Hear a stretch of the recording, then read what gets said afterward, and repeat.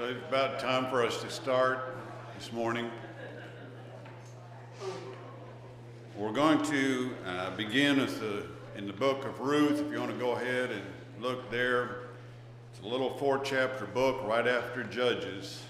The easiest way to find it. We'll be starting there, and then we'll move on to some other stuff as we have time. As we consider the lessons we might think about, or just briefly consider some lessons from Ruth, just a little bit of the background. It's, as verse 1 indicates, it's the period of the judges there, and there's going to be a famine in the land, and they're going to have to go to Moab. And we generally think of Moab, the Moabites, as one of the enemies of Israel. But at this particular time, they're not at that point yet. They're, not the best of friends between Israel and Moab, but that's kind of the situation at this time. The Moabites going back to the time of Abraham and Lot. God is going to destroy the cities of Sodom and Gomorrah and a couple other small towns because of their sin. Lot, his wife, and his 2 daughters escape. Of course, we're familiar with the story. Lot's wife turns back, and they were told not to, and she's turned into the pillar of salt. And then, so Lot and the 2 daughters escape. And then we're not told why in Scripture, but the conjecture is generally given that possibly they considered, well, the earth is destroyed. We're the only ones left. Because the 2 daughters decide, well, how is our line or family name going to continue? We're without husbands, no children. What they do is get their father drunk. They lay with him. Each daughter has a son. The oldest daughter's son is Ammon. The youngest daughter's son is Moab. So you have the Ammonites and the Moabites. And so they develop into nations. And if you were in Canaan and you looked east across the Jordan, across that territory, to the north would be Ammon, the Ammonites. Just south of them would be Moab, the Moabites, and then further south would be Edom, who were the descendants of Esau, the brother of Jacob.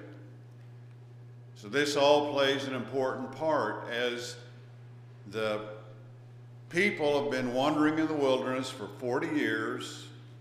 Now is the time for them to enter the land. And in Deuteronomy chapter 2, as they are coming up to that point of entering the land, they're told, God tells them, now you're going to be passing through the lands of Esau, Moab, and Ammon. But you're not to provoke these people, because they were descendants of Lot, descendants of Esau. He tells, don't provoke those in Edom. They're your brothers. The Israelites descended through Abraham. Edom was descended through Esau, Jacob's brother. They're your brothers. Don't provoke them. And the same reason, don't provoke those in Moab or Ammon, because I've given this land their heritage because of Lot. They were Lot's sons. So at this time of the story of Ruth, it's at a time when they're not the enemy they would become. So we wonder why did they go to Moab, and why did they let their sons marry Moabites? It was because of this kind of a situation that was going on at the time. So we're familiar with the story. in verse 1, there's a famine in the land. And how many times have we read accounts of the people of God having to do things because of famine, and because of that famine, something really good turns out in their lives or the lives of others.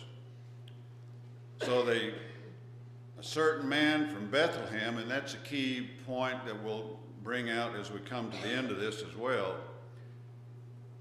He's from Bethlehem of Judah. They sojourned to Moab with his wife and 2 sons. And so they go to Moab, and we're not told how long they are there. The husband, Elimelech, dies. That leaves Naomi and her 2 sons. Well, the 2 sons end up marrying 2 Moabite women, Orpah and Ruth. And they lived there about 10 years. And then the 2 sons died. So here's Naomi, no husband, 2 daughters-in-law, neither of them have a husband. And so in verse 6, she says, "Then she came with her daughters-in-law that she might return from the land of Moab, for she had heard in the land of Moab that the Lord had visited his people in giving them food. So she departed from the place where she was, her 2 daughters-in-law with her, and they went on their way to return to the land of Judah."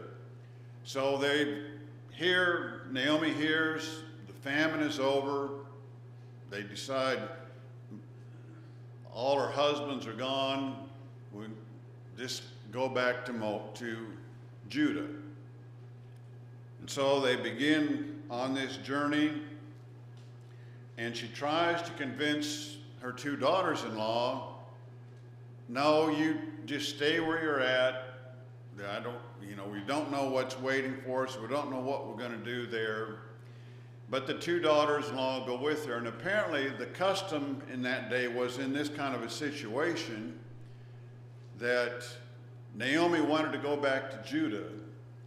The 2 daughters-in-law accompanied her, and at the point probably of the border between the two, between Moab and Israel, is where this kind of discussion broke out about, okay, now you need to turn around and go back. And the custom, as I said, they probably went with her to accompany her to the border, and normally would then go back, whatever. And so we know that she wanted them to return, and they said, "No, we'll go with you." And she makes one final push to get them to go back. Verse 12, she says, "Return, my daughters. Go, I'm too old to have a husband. And if I have a hope, even if I should even have a husband tonight and also bear sons, would you therefore wait until they're grown? Would you refrain from marrying? No, my daughters, for it is harder for me than for you, for the hand of the Lord has gone forth against me." She's trying to convince them they'll be better off staying where they're at. Verse 14, "And they lifted up their voices and wept again. Orpah kissed her mother-in-law, but Ruth clung to her." Orpah is going to leave. And she said, verse 15, "And she said, Behold, your sister-in-law has gone back to her people and her gods. Return after your sister-in-law." So they've decided to go return. The 2 daughters-in-law are with her. She's trying to convince them to stay.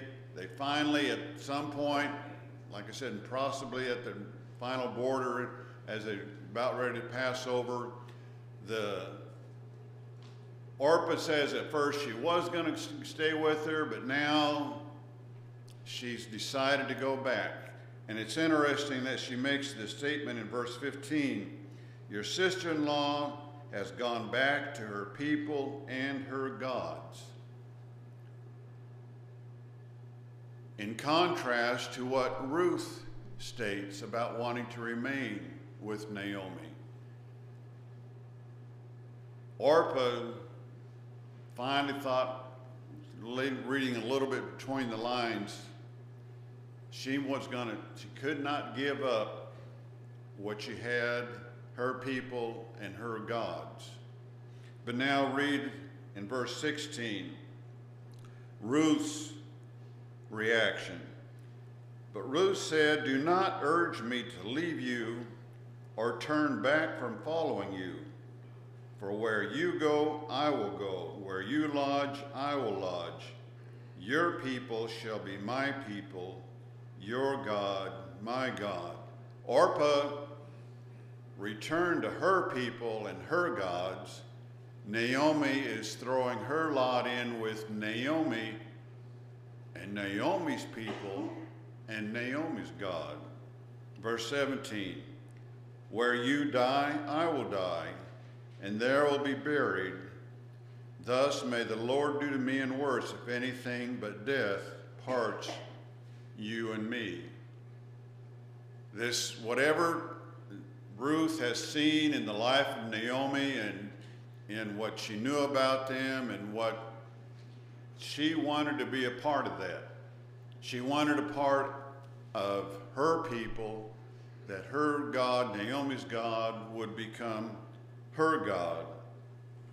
One commentator put this between Orpah and Ruth, put it this way: Orpah did the sensible, expected thing. Go back, stay with your people, stay with your gods, make your life there where you're comfortable. Ruth did the extraordinary, the unexpected thing. It's kind of like, well, the story of, one of the accounts in Luke chapter 10 when Jesus goes to visit Martha and Mary. What does Martha become concerned with? The preparation of the food, making certain things are okay. Where's Mary at? She's sitting at the feet of Jesus. What's Martha? Lord, can't you talk some sense into Mary? She needs to be coming. Help me with getting things ready. It's not exactly what is taking place with Ruth and Orpah, but it's that same general idea of here's two individuals. One makes a decision to go back. One makes a decision to stay. Go with Naomi. Martha and Mary. At least in that particular instance, Martha is so concerned about making preparations, she's missing out on the more important thing of listening at the feet of Jesus. That decision that people make. There's another little instance. Turn over to if you want to mark Ruth, we're going to be coming back here in just a minute, but turn over to 2 Samuel chapter 15. This is the time of King David, and his son Absalom he's revolting against David. Wants to take the throne. Message is brought to David about this situation, so David flees the city, flees Jerusalem, and we'll pick up in 2 Samuel 15, verse 18. He's fleeing, he's gathering together those individuals that, his little bit of army that he can gather up at this time. In verse 18 it says, "Now all his servants passed on beside him, all the Gerathites, all the Pelathrites, and all the Gittites, 600 men who had come with him from Gath and passed on before the king." What was important about Gath in the historical setting of Scripture? What do we know about Gath? Who was from there? Goliath's hometown, a Philistine city. So here's all, particularly the Gittites were especially from Gath, but these are some Philistines from the city of Gath. Do you think they knew about this David, the king, and what he had done? But here they are serving David. Know that it goes on in verse 19. Then the king said to Ittai the Gittite, "Why will you also go with us? Return and remain with the king, for you are a foreigner and also an exile. Return to your own place." He's letting this individual know, you've just come, this isn't your fight. Go and remain, take care of yourself. Verse 20, "You only came yesterday, and shall I today make you wander with us while I go where I will? Return and take your brothers. Mercy and truth be with you." But Ittai answered the king and said, "As the Lord lives, and as my lord the king lives, surely wherever my lord the king may be, whether for death or for life, there also your servant will be." Boy, doesn't that sound just almost what Ruth said to Naomi?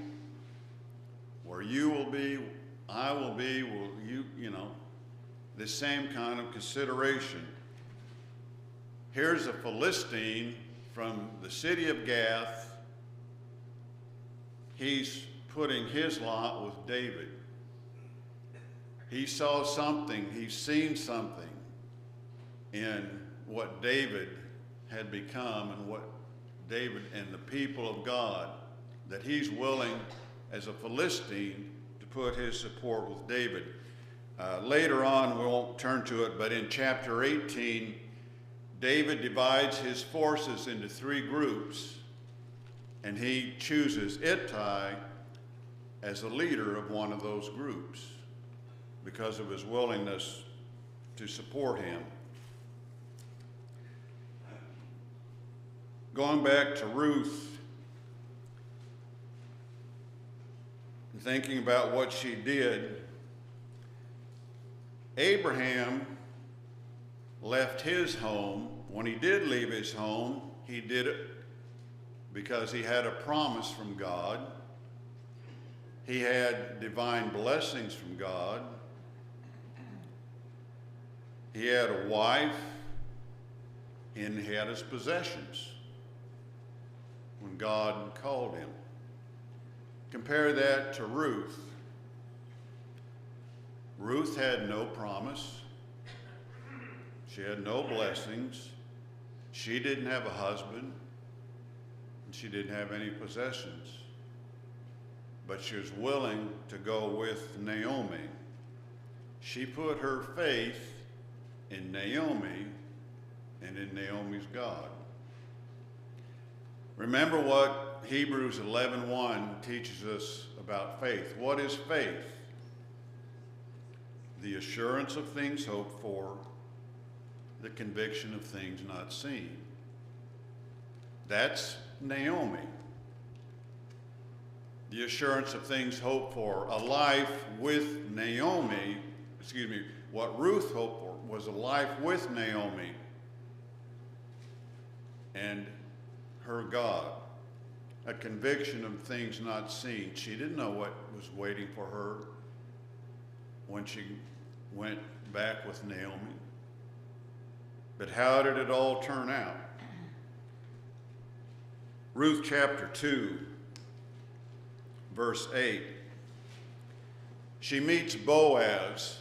Boaz was a kinsman to Naomi's husband, Elimelech.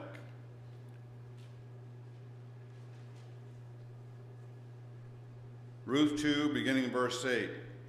Then Boaz said to Ruth, "Listen carefully, my daughter. Do not go to glean in another field. Furthermore, do not go on from this one, but stay here with my maids." She had gone out to glean fields. Why did people glean back then? What was the purpose behind it? What? Pick up the lost grain. Pick up the lost grain, because that's all they had. The reapers would go through the fields, and they were instructed to leave the gleanings, anything that fell, anything that was left over, leave that for the poor, those that don't have anything. And that's what Ruth was doing. They didn't have anything. How was she going to live? How were they going to eat? She went out gleaning the fields. Verse 9, let your eyes be on the field which they reap. Go in after them. Indeed, I have commanded the servants not to touch you. When you are thirsty, go to the water jars and drink from what the servants draw. Then she fell on her face, bowing to the ground, and said to him, why have I found favor in your sight, that you should take notice of me, since I'm a foreigner? Boaz replied to her, all that you have done for your mother-in-law after the death of your husband has been fully reported to me, how you left your father and your mother in the land of your birth and came to a people that you did not previously know. May the Lord reward your work and your wages be full from the Lord, the God of Israel, under whose wings you have come to seek refuge. People knew about Ruth, knew what she had done, why she had come with Naomi, what she was doing in helping Naomi. And that was going to ultimately work out to her benefit, because she would, of course, as we know, end up marrying Boaz. And it's probably, from indications, a couple little things through the story of Ruth, Boaz was probably much older than Ruth at this time. Just a statement that he makes, and you kind of have to read into it, but probably he was much older than Ruth. But Ruth comes to love him, and they end up, of course, he does marry her. And in chapter 4, towards the end of chapter 4, we have a little bit of a genealogy. They marry. She is with child and give birth to a son. Verse 16 of chapter 4, then Naomi took the child and laid him on her lap and became his nurse. And the neighbor of women gave him a name, saying, a son has been born to Naomi. So they named him Obed. He is the father of Jesse, the father of David.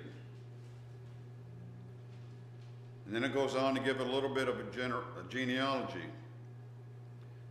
Now these are the generations of Perez.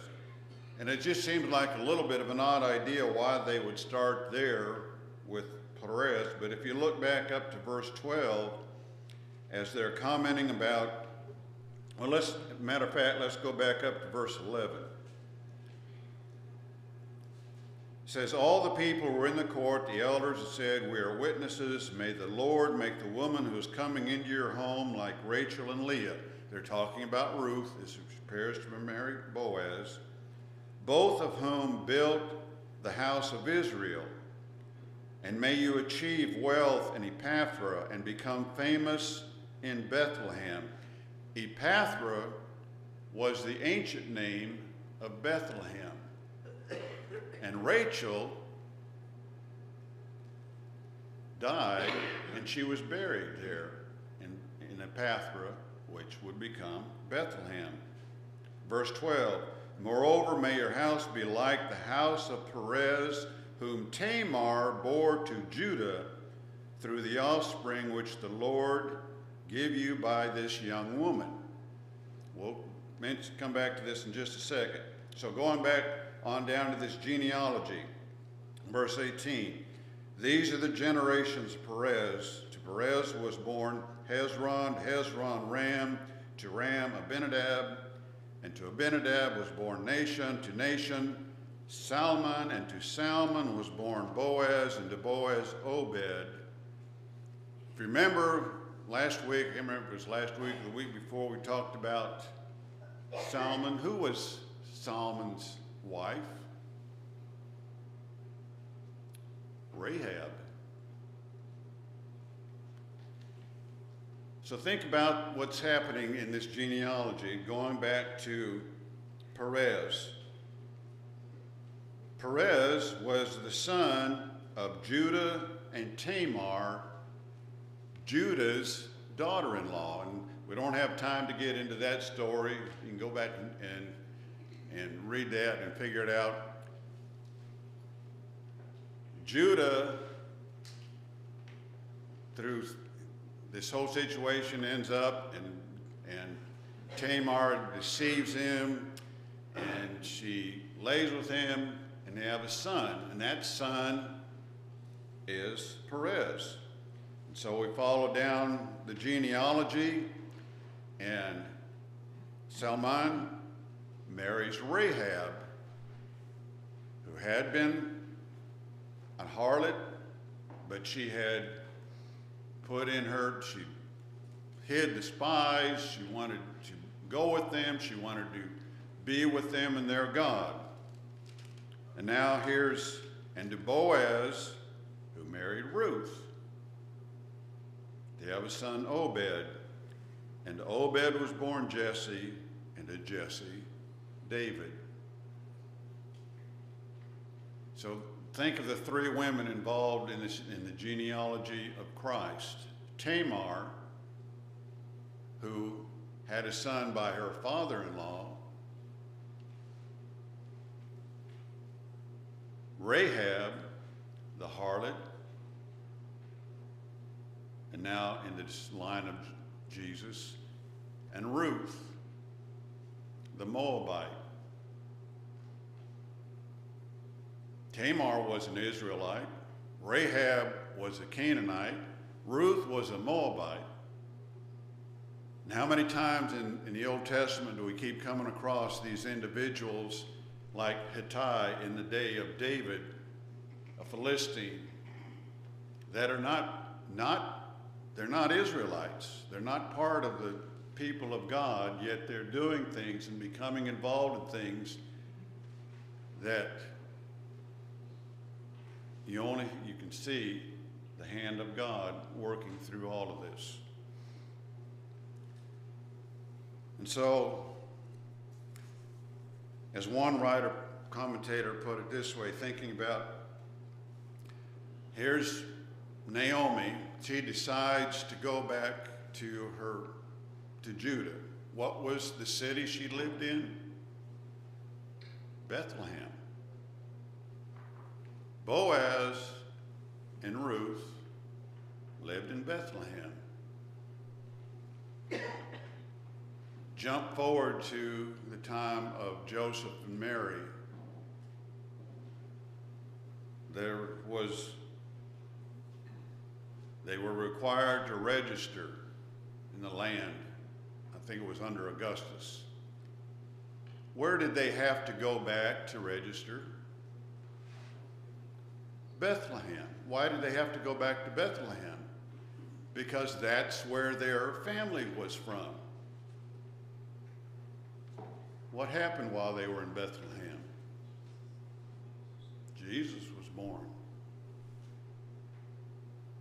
Do you think it was just mere coincidence that these individuals met that these women they married them, and the descendancy, and here's Ruth and Boaz. They are the reason Mary and Joseph returned to Bethlehem, that Jesus would be born there and fulfill that prophecy. Okay, we'll get started on another thing here this morning, and we'll finish it up next week. We're going to get to Esther, but we're going to have to look, we have to put Esther into proper historical position here. If you'll turn over to the book of Ezra, and if you can find 2nd Chronicles, Ezra is the next book after 2nd Chronicles. Ezra, Esther, and Nehemiah. We've jumped ahead. Okay, Ruth was at the period of the Judges. Now we've come to the period of the Babylonian captivity and the return from the Babylonian captivity, several hundreds of years. If you're still using your print Bible, I know some of you don't use those anymore, and want to make a note to kind of understand how this breaks down. Ezra chapters 1 through 6 cover the first return of those that were in Babylonian captivity back to Jerusalem. So if you want to make that note, Ezra 1 through 6 is that. Ezra 7 through 10 covers the second return under Ezra. The first one was under Zerubbabel. The second one actually is under Ezra, 7 through 10. In between Ezra 6 and Ezra 7, there's about a 60-year gap. That's where the story of Esther occurs, in between the first return and the second return. Then Nehemiah, that deals with the third return, going back to Jerusalem. So we're going to just briefly hit some highlights here of the first 6 chapters of Ezra, and then we'll move on into Esther. Look in chapter 1, verse 8. Cyrus has become king. Well, let me first of all put some things this way. I understand all of creation is in God's hand. I want to use that expression. We're familiar with, if somebody's in the palm of your hand, what's that mean? You're controlling them. Whatever their circumstances are that develop, if you say somebody, I've got him in the palm of my hand, he's right where I want him. Well, I want to use that specifically at this particular time to understand these lives, this whole situation that develops is in the palm of God's hand. There are about 7 prophets at this time in this whole situation leading up to the captivity, and now the return. 7 prophets, there's about 6 kings, and then you also have Ezra, Esther, and Nehemiah. They're all playing out this situation in the palm of God's hand. So here's Ezra, in the first 6 chapters. As we pick it up here in verse 8 of chapter 1, he appoints Cyrus as the king that Isaiah prophesied would be the one that would bring his people back from captivity. Well, when Isaiah made that prophecy, Cyrus would not be born for another 150 years. So 150 years before Cyrus is born, God told the prophet Isaiah, Cyrus is going to deliver my people from captivity. And here he is. Cyrus is the king of the Persians, and he's the one that makes the decree, okay, you Israelites, you can go back to your homeland and rebuild your temple. So he appoints here, it says in verse 8, Sheshbazzar, the prince of Judah. Well, later on in Ezra, it says that he is also, as Sheshbazzar, is the governor. Well, in verse 2 of chapter 2, it talks about Zerubbabel, and that Zerubbabel is the governor. So it's the same person. So if you want to make a note there, in verse 8, Sheshbazzar is probably the name given to him during the captivity. Remember when Daniel and his 3 friends are chosen to be with the king, and because of their birth and what they could maybe help the king, but the king gave them Babylonian names. And so that's probably what's happened here, is that this Sheshbazzar is the Babylonian name of Zerubbabel. So in chapter 2, it says, it gives there in verse 1, at the end of it, it says that he was going to let the exiles go back to Jerusalem, to Judah, each to his own city. And then for the rest of chapter 2, it gives them, it's a breakdown of the cities. It's usually when you find these kind of lists, it's a genealogy of the sons, of who has a son and a son and on. But now he's given it by the cities. These are the numbers that are returning to each of their cities.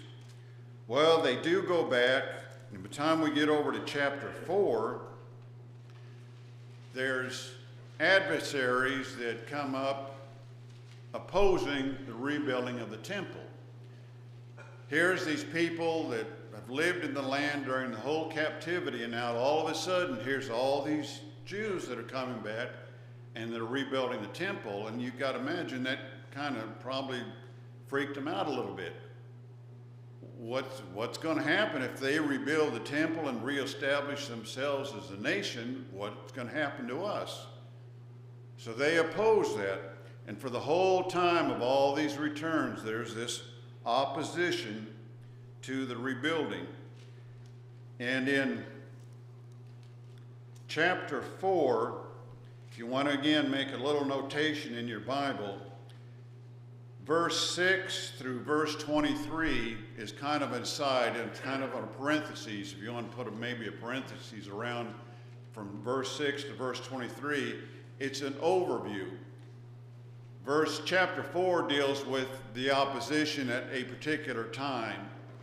And then Ezra gives this an overview of what's going to happen under all these kings. After Cyrus comes Darius, and then there's Artaxerxes. Through all of these kings, there's this opposition to the rebuilding, the reestablishment, the people coming back to Jerusalem. So 6 through 23 is just an overview. From chapter 4, verse 5, picks up again with verse 24. But if you're reading the chapter, it gets a little confusing as to who's doing what and when it's happening. But if you understand that this one section is just an overview, and then he picks it back up then. So in chapter 5, like I said, we're just hitting some highlights here.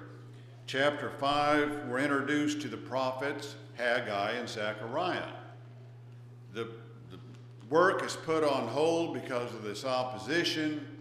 God stirs up Haggai and Zechariah to embolden the people. They preach God's message. They get the people back to work. The temple is completed, and we read about that in chapter 6. And they ultimately have the dedication of the temple, and the Passover is observed for the first time in many of them.